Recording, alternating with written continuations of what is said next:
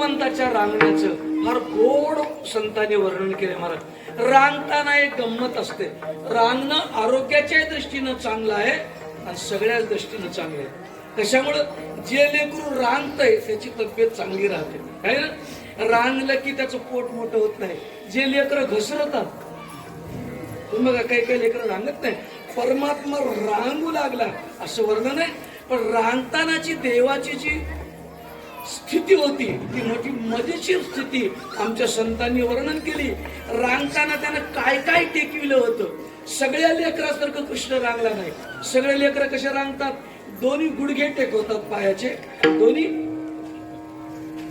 देवानं तसं केलं नाही. त्यानं हातही टेकविले, एक गुडघा टेकविला आणि एक आदर केला. नामदेवरायांनी त्याचं वर्णन केले. तळवे तळ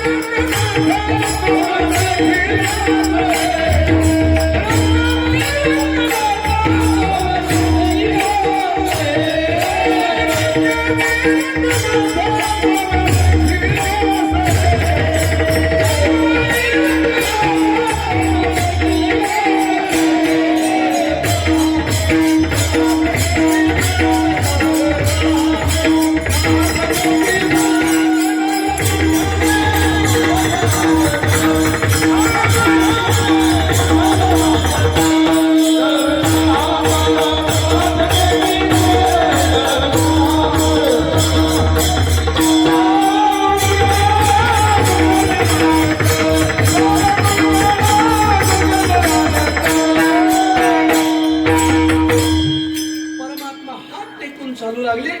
एक पाय टेकवणार, एक पाय आदरच केला होता है का नाही. कृष्णाला विचारलं की वास का करायला असले, एक पाय आदर का, दोन्ही टेकवणार. भगवंतानं सांगितलं मी सूचना करायलो म्हणले. म्हणजे काय? मी धर्माचं स्वरूप आहे, धर्माची तू मूर्ती. आणि कृष्णानं सांगितलं कलियुगामध्ये धर्माचा एक पाय लंगडा आहे.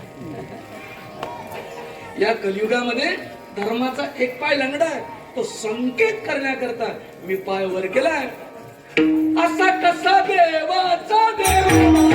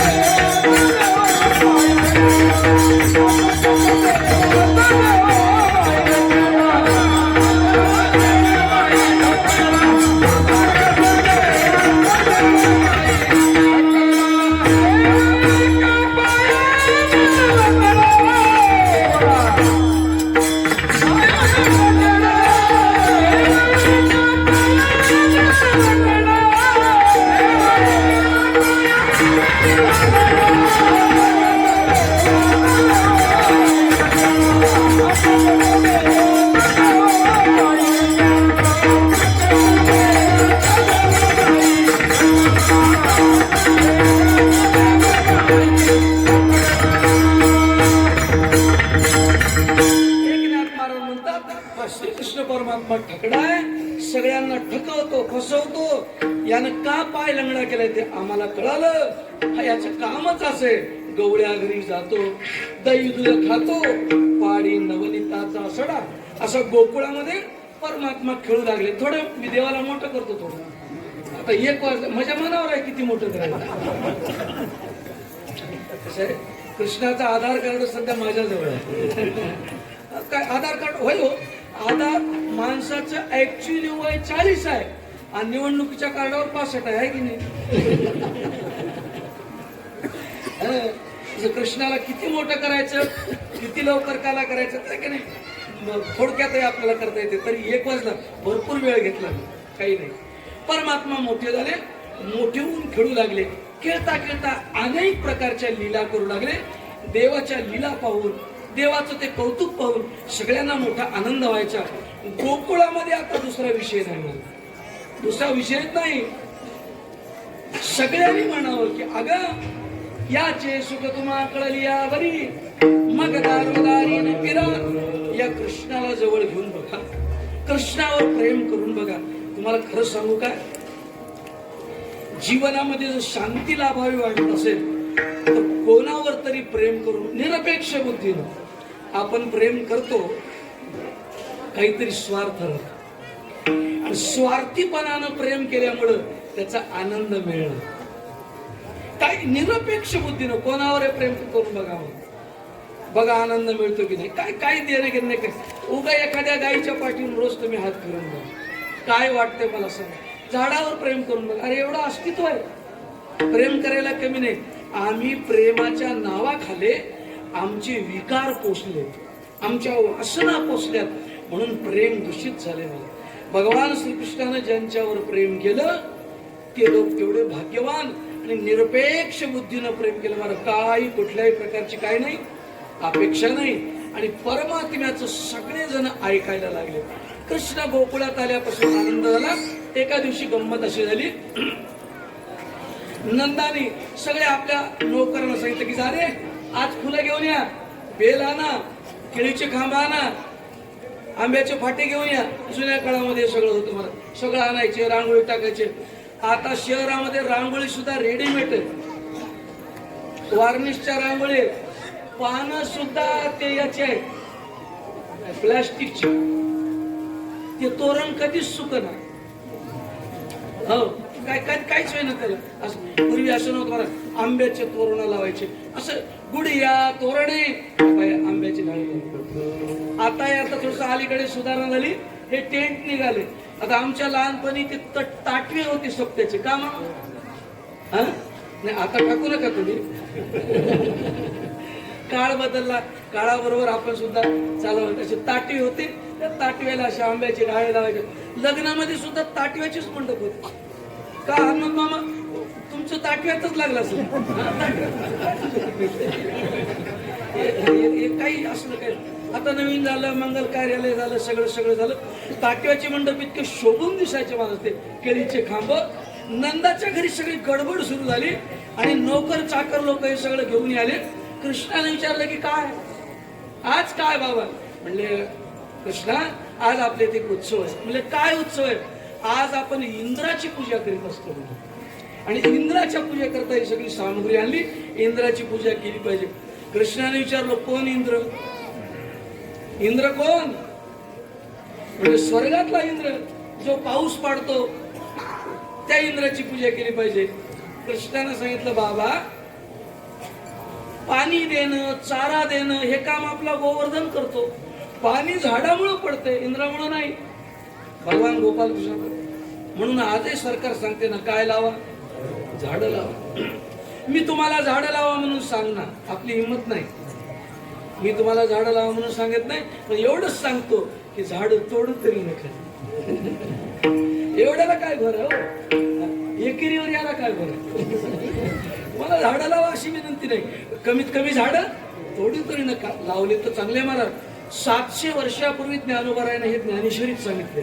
नगरेची रचावी, जळाशय निर्मावी, महावने लावावी, नानाविधे. झाडं लावा म्हणून माऊलीनं सांगितलंय. पण हे आज लोक आम्हाला शिकवायले की शासनानं काही सांगितलं नाही, सगळं संतानं सांगितलं. गुरुत्वाकर्षणाचा शोध ज्ञानोबारायांनी ज्ञानेश्वरीत लावला, विकला न्यूटनच्या नावावर. आज शाळेमध्ये जो गुरुत्वाकर्षणाचा शोध ज्ञानेश्वर महाराजांनी लावला म्हणून उत्तर नेलं तर पोरग पास होती की नापास होती. नापास होती पोरग. कोणाचं नाव लिहावं लागते. न्यूटन. मी काल परवा वाचलं, रशियाच्या एका विद्वानाचं स्टेटमेंट आहे, पेपरला बातमी, टीव्हीच्या बातमी सुद्धा. रशियाच्या त्या विद्वानाला विचारलं तुमच्या एवढी क्रांती झाली रशियामध्ये, रशिया इतकी साखर कुठंच नाही म्हणून, एवढी सगळी कृषी क्रांती झाली, तुमचं राज्य एवढं सगळं चांगलं चालते, तुम्ही राज्य कारभार करताना कोणाची नीती वापरता. रशियाचा सम्राट सांगतो आम्ही हिंदुस्थानच्या छत्रपती शिवाजी महाराजांची नीती वापरून राजकारण. रशियाचे लोक आमचं शिकतात, आता आम्ही कोणा भूताचं शिकाव काय? आम्हाला लोकांचं चांगलं वाटतं, लोकांचं चांगलं वाटतं म्हणून आपण संपन्न आहोत. अरे आपण सम्राटाचे लेकर होतो, आपला बाप राजा होत, आपण मोठ्याचे होत, अमृतस्य पुत्र आहोत. स्वामी विवेकानंद म्हणाले पण आपण मोठ्याचे होत, हे काय झालं? विसरून गेलो. मग विसरून गेल्यामुळे झालं. बाबा कोण इंद्र? इंद्र नाही, काही नाही, करायची नाही इंद्राची पूजा. कसं आहे, एखादी परंपरा मोडून काढणं लय अवघड आहे मला. हे लग्न कार्य जमले की बाया ते बरोबर मर्याईला पश्चिमाला जातात म्हणजे जातात. पण त्या मर्याईला पश्चिमाला सुद्धा माहित आहे हे बाई आधी मध्ये कवाची आहे ना. हा ते काही लग्न कार्य होतं बरोबर जातात त्या देवाची पूजा. आपण या जुन्या गोष्टी कशा सांभाळतो? एखादी परंपरा मोडून आपली परंपरा स्थापन करणं अवघड आहे, अवघड. कृष्णानं सांगितलंय करायचं नाही. म्हणजे इंद्र कोप आहे, म्हणजे मी बघून घेतो. मग पूजा करायची कोणाची? आणि भगवंताने तिथं नियम घालून दिला की पूजा ज्या पृथ्वी मातेनं आम्हाला सांभाळले, गोवर्धनाची पूजा म्हणजे पृथ्वी मातेची पूजा करायची. हे पर्वत आम्हाला पाऊल देतात, भगवंताच्या आज्ञेने हे थांबलेत. पर्वती भैसकान संडावी, समुद्री रेखान ओलांडावी, पृथ्वीया भूते व्हावी ही आज्ञा माझी. आणि गोवर्धनाची पूजा केली. आपल्याला कथा माहित आहे, सगळेजण गेले गोवर्धनाच्या पूजनाने गेले. पण या गोपाळामध्येच ते पेंद्या वेड्या वाकड्या हे जरा कृष्णाच्या विरोधात होते. आता कोणाच्या विरोधात? एक दोघ तरी राहतातच. ते पेंद्या बोबड्या वाकड्या हे दोघं तिघ जण विरोधात होते. त्या आईने सांगितलं की या कृष्णाचं ऐकू नका तुम्ही आणि गोवर्धनाची पूजा करू नका, आपलं काहीतरी नुकसान झाल्याशिवाय. बरेच लोक म्हणतात माळ आम्हाला धाडशील नाही. होय हो, म्हणलं भाऊ माळ घाला तुम्ही. महाराज आम्हाला माळ धारजीन नाही. मग काही टायर घाला एखाद्या गड्या, काही घाला. माळ कुठे धारजीन नसते का? सांगितलं त्या पेन्याला करू नका. नाही नाही म्हणाले हेच करायचं. आणि गोवर्धनाची पूजा. आणि तुम्हाला गंमत सांगतो, इकडे गोवर्धनाची पूजा सुरू झाली आणि स्वर्गामध्ये इंद्राच्या सभेमध्ये सांस्कृतिक कार्यक्रम चालू होता. त्या सांस्कृतिक कार्यक्रमामध्ये क्षमा मागून बोलतो, त्या काळातले वार्ताहर पोहोचले. नारायण नारायण नारदाचं स्वागत केलं. काय नारदा? अरे काय सांस्कृतिक कार्यक्रम लावलास म्हणले? ते गोकुळामध्ये ते गवळ्याचं पोरग बिघडून गेले, ते तुझी पूजा बंद केली, तुझी पूजा बंद केली. मग गोवर्धनाची पूजा करेल. मग तुझा धाक नाही. अरे तुला किती भिलं पाहिजे लोकांना, तुला कोणी भियायला तयार नाही. नारद एवढं बोलले, विना उचलला आणि तिथून निघून गेले. मग वल्ल्या लाकडाला सुद्धा कसं पेटवावं हे नारदाकडून शिकव. हा बरोबर लावून दिलं, निघून गेले. महाराज इंद्र कोपला, बरे नव्हे मग इंद्र कोपलिया. हे गोपाळ सांगत अरे इंद्र नागात आला तर तुमचं काही बरं नाही. इंद्रानं संवर्तक नावाच्या मेघाला सांगितलं की दगडाचा पाऊस पडला. गोकुळामध्ये एक माणूस सुद्धा शिल्लक राहून दगडाचा पाऊस पडला. आणि संवर्तक नावाचा प्रलयंकारी मेघ, त्या दगडाचा पाऊस सुरू झाला. वरून दगड पडला, ते दणकून पडला, त्या पेंद्याच्या बाजूलाच दगड पडला एवढा. आणि दगडाचा पाऊस पडाला असा गोपाळाला कळलं.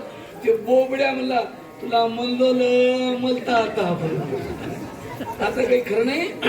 दगडाचा पाऊस पडतोय. कृष्णा आता कसं?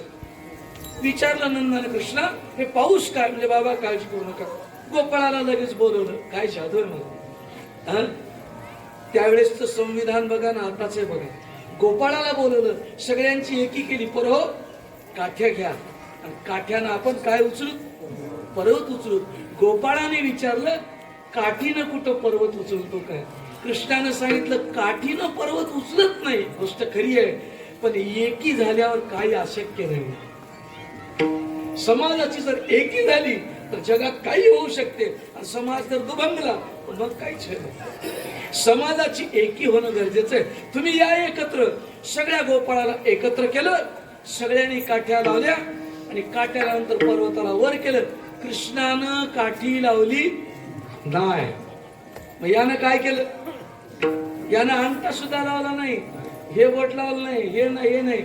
पाची बोटामध्ये कमी ताकदीचं बोट कोणतं आहे? हा, हे फक्त गुरुजीला दाखवायचे असते.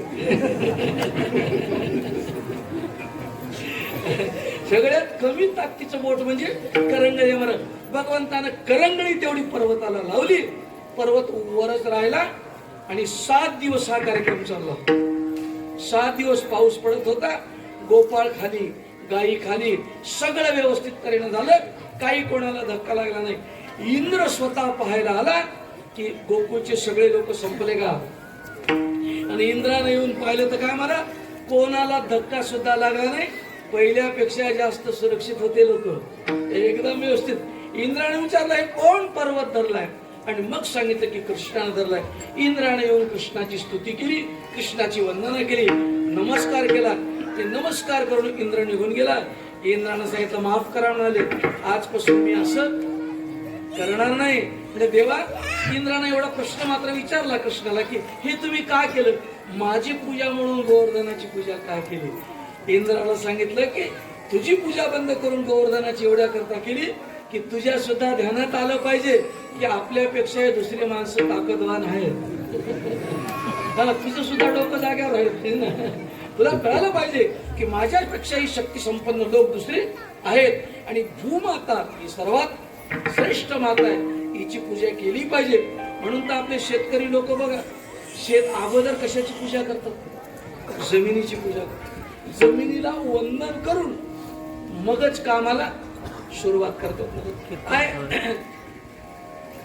आमच्या लालबहादूर शास्त्रींनी हे 2 नारे दिले, जय जवान जय किसान. हे महत्वाचे नारे, महत्वाचे. आता गंमत असं आहे, तो स्वतंत्र विषय आहे.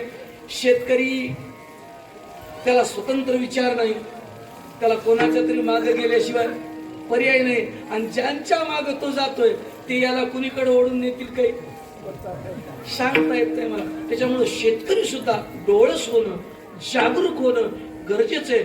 ज्याच्यामुळं आपलं नुकसान होतंय त्या गोष्टीला विरोध केलाच पाहिजे, आणि ज्याच्यामुळं आपला फायदा होते ती गोष्ट स्वीकारली पाहिजे. दोन्हीचा सत्सद विवेक बुद्धीने विचार करून जर काम केलं तर मग बघायचं काही काम नाही. मला इंद्राला सांगितलं की ही भूमाता देवता आहे, गोवर्धन देवता आहे, तू श्रेष्ठ नाहीस. इंद्र नमस्कार करून वर निघून गेला. आणि कृष्णाची थोरवी सगळ्याला कळाली. आणि गावामध्ये अतिशय उपद्रव चालू झाला. यशोदेनं सांगितलं काना, तू आता गावात राहायच्या कामाचा नाहीस, तू आता एक काम कर. फार तुला उपद्रव झाला, फार उपद्रव झाला. आमच्या संतांनी वर्णन केले, यशोदे बाळ तुझा काना,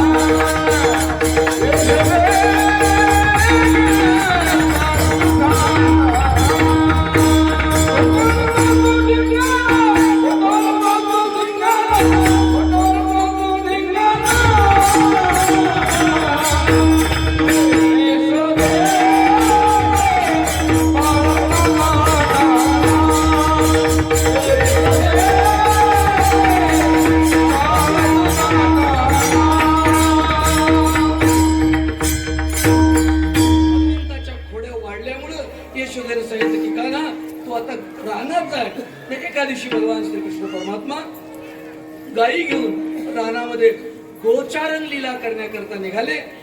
खूप गायी चारल्या, गायी तृप्त झाल्या. कदंब नावाचं एक झाड होतं, त्या झाडाखाली गायी शांत बसल्या महाराज. आणि सगळ्या गोपाळांनी विनंती केली की कृष्णा, ज्याच्यासाठी लोक जीवनभर प्रयत्न करतात, ज्याच्या करता उपासना करतात, ज्याच्या करता सगळा परमार्थ आहे तो प्रसाद आम्हाला दे. आणि तुझ्या हातानं प्रसाद मिळाल्यानंतर आम्ही कायमचे तृप्त होऊ. आता आमची भूक राहणार नाही. तुझ्या प्रसादाशिवाय ती तृप्त होत नाही. तू आम्हाला प्रसाद दे. भगवंताने सांगितलं ठीक आहे. अगोदर देवानं थोडी तक्रार केली. सगळ्याला सांगितलं की घरून शिदोरी आणा. एक दुसरी तक्रार केली शिदोरी आणायची पण तुमच्या मनानं आणायची नाही. तुम्ही सोनपापड्या काही घेऊन येता असं नाही. शिदोरी आणायची पण जशी माझी शिदोरी आहे तशी आणायची. कार्यक्रम माझी आहे तैसे पाय नाही तरी घरा जाय चोरोनिया माय चोऱ्या करा काही करा पण दोन्ही घेऊन या. गोपाळानं सांगितलं कृष्णा तुझ्यासारखं आम्हाला कुठून मिळेल. आणि तुकाराम महाराज तिथं हजर होते. तुकाराम महाराजाला सांगितलं की तुकाराम महाराज जा तुमच्या घरला माझी जशी शिदोरी आहे तशी घेऊन या. तुकाराम महाराजांनी जबाब दिला त्याला. तुका म्हणे हरी माझे कोणी नाही घरी. तुकाराम महाराज फार हुशार. तुकाराम महाराज म्हणले घरून काही आणण्याचा प्रश्नच नाही. आमचं घरी कोणी नाही. काय झालं तुमचं घर. ज्ञानदेवा घर छिदानंदी. आमचं घर तूच आहे. आमचं घर तू. आमचा माय तू. आमचा बाप तू. आमचं सर्वस्व तू आहेस. तुला सोडून या जगात तुझं विन सखा माझं नाही कोणी. तुझ्याशिवाय मला कोणीच नाही. माझ्या घरी कोणी नाही. तुकाराम महाराजांचं बोलणं ऐकलं. भगवान म्हणजे जाऊ द्या तुकाराम महाराज तुमच्या घरी कोणी नाही ना तुम्हाला मी माझं देतो. म्हणजे तुझंच खायला आलं. तुझंच दे. तुझंच खाण्यामध्ये आम्हाला आनंद आहे. सगळ्या गोपाळांना मंडलाकार गोल उभं केलं. सगळ्याच्या मध्ये श्री कृष्ण परमात्मा उभे होते. हातामध्ये तो प्रसाद घेऊन हातात प्रसाद घेऊन गोल उभं राहून गोपाळांना गोल गोल उभं केलं. त्याचं शास्त्र आहे बरं काय. श्रीकृष्ण सगळ्याच्या मध्ये उभं राहिले. कारण मध्ये उभं राहिलेल्या माणसाचं प्रत्येकापासून अंतर सारखं. तुम्ही गोल माणसं करा तुम्ही मध्ये उभं राहा. कृष्णापासून सगळ्याचं अंतर काय होतं सारखं होतं नाही. सारखं राहावं म्हणून गोल उभं केलं. असं वळीनं उभं केलं असं गोल उभं केलं. सारखं अंतर राहावं. का अंतर सारखं राहावं तर त्याचं उत्तर आहे की परमात्मा सगळ्याचं अंतर जाणत होता आणि सगळ्याचं अंतर सारखं आहे. आपल्यातून त्याच्यात अंतर पडू नये म्हणून सगळ्याचं अंतर सारखं ठेव. गोल उभं करून भगवान परमात्मा मध्ये उभे राहिले. आणि ते शिदोरी देताना भगवंताचं रूप अतिशय दिव्य सुंदर अशा प्रकारचं दिसत होतं. मुदा घेऊन या करी. पेंद्याला एका बाजूला उभं केलं. पेंद्या सगळ्याला काळा वाटायचा रे. सगळ्याला काला दे. सगळ्यांना प्रसाद दे. सगळ्यांना तृप्त कर. आणि प्रसाद सगळ्यांना दिला. आणि तो प्रसाद देताना श्रीकृष्णाचं रूप कसं दिसत होतं. श्रीकृष्ण किती सुंदर दिसत होता त्याचं वर्णन श्रीमद भागवतामध्ये ब्रह्मदेव आपल्या मुखावाट करतो. ते श्लोकामध्ये वर्णन असं केलंय. विभ्रद्वेणुं जठरपटयो शृंगवेत्रे च कक्षे वामे पाणी मस्त्रं कवलं तत्फलान्यमूलेषु तिष्ठन्मध्ये सुपरिसुरदो हासयन्नर्वभिस्वै स्वर्गे लोके मिशिते बुभुजे यज्ञ बुब्बार केली पुंडरी